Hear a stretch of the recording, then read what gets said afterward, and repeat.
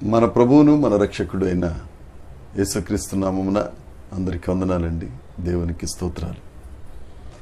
సుగుణాల సంపన్నుడు, సద్గుణ శేఖరుడు, సుకుమారుడైన యేసుక్రీస్తు ప్రభువు మనల్ని బ్రతికించి మరొక నూతన దినమును మన బ్రతుకుల్లో అనుమతించినందుకు సమస్త మహిమ ఘనత ప్రభావములు యేసయ్యకే చెందునుగాక. ఆమేన్. ఆ ఉన్నతుడైన దేవుడు ఈ నూతన దినం కొరకు మనల్ని ఆశీర్వదిస్తూ ఇచ్చిన కృపావార్త దేవుని యొక్క వాగ్దానము. మొదటి సమూయేలు గ్రంథము 2వ అధ్యాయము 9వ వచనం. తన భక్తుల పాదములు తొట్టిల్లకుండా ఆయన వారిని కాపాడును.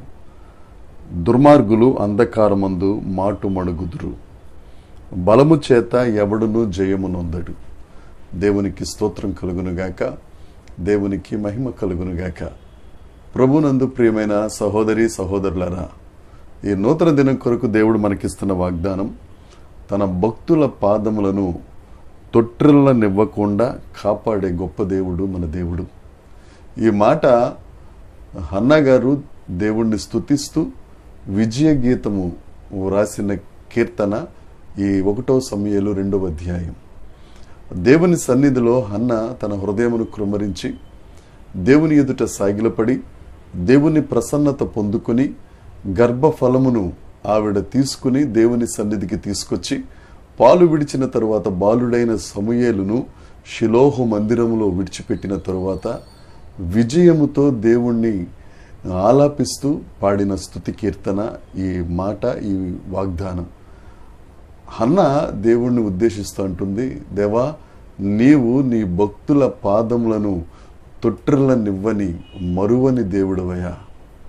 మన దేవుడు తన యందు భయభక్తులు గలవారి ఎడల వారి పాదములను జారిపోకుండా చేసే గొప్ప దేవుడు.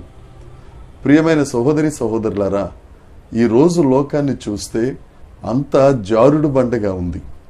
ఎటు చూసినా అపవిత్రత, ఎటు చూసినా అశ్లీలత, ఎటు చూసినా దౌర్భాగ్యపు పరిస్థితులే. పరిశుద్ధతను కాపాడుకోవటం అనేది ఒక సవాలుగా మారిపోయిన ఈ దినాలలో దేవుడు నీతోనే మాట్లాడుతున్నాడు. ఎక్కడ నీ పాదం తొట్టిల్లిపోయిందని నలిగిపోతున్నావో, ఎక్కడ కాలు జారిపోతుందని అణగారిపోతున్నావో, దేవుడు నీతోనే సంభాషిస్తున్నాడు. ఆయన తన భక్తుల పాదములు తొట్టిల్లనీయక సమభూమిలో నిలుపగలిగిన సమర్థుడైన దేవుడు యేసుక్రీస్తు ప్రభు. అందుకే ఆయన పేతురైన తన సేవకుణ్ణి తన చాటున మరుగుపరుచుకుని చెప్పిన మాట, నేను పరిశుద్ధుడని గనుక మీరు కూడా పరిశుద్ధుడిగా ఉండండి. ఆయన పరిశుద్ధుడైన దేవుడు.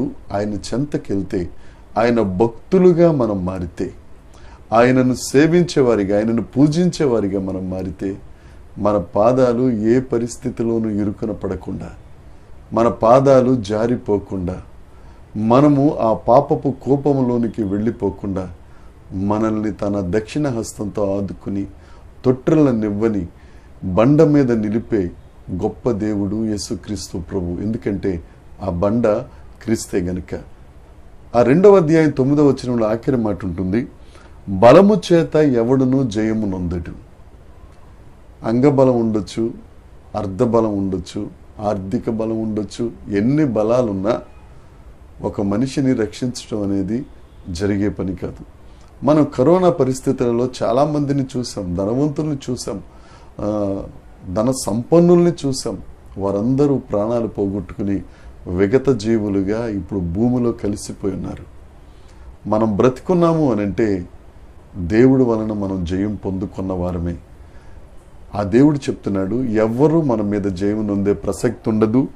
దుర్మార్గులు అంధకారం ముందు మాటు వేస్తారు. వాళ్ళు దుర్మార్గులు, వారు అంధకారంలోనే ఉంటారు, అంధకారంలోనే మాటు వేస్తారు.